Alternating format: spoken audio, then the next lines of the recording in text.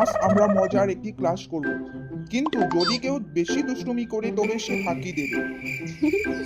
Sir, Munna তো সবসময় ফাঁকি দেয়। স্যার, রনি মিথ্যা বলছে, আমি কখনো ফাঁকি দেই না। ঠিক আছে, ফাঁকি না দাও, তবে আজ সবাই আমরা প্রশ্নের সঠিক উত্তর দেব।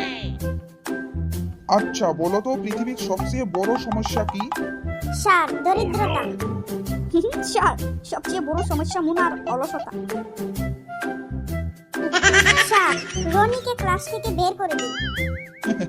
আচ্ছা এখন বলো, তোমরা ভবিষ্যতে কি হতে চাও? স্যার, আমি বড় হয়ে রাঁধুনি হতে চাই।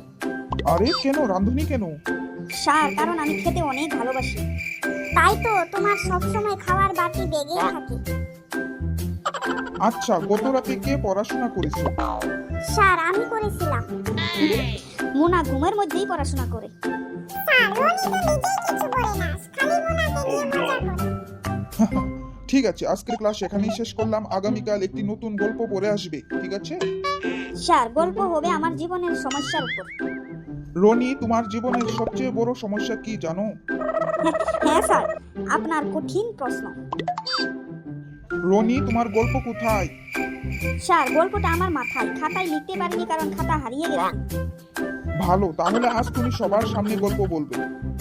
আমাদের গল্প শুনে কি হয়েছিল, আর তো বাকিটা মনে নাই, কি ম্যানি বলেছিল স্যার, তো আমাকে তো মনে নাই।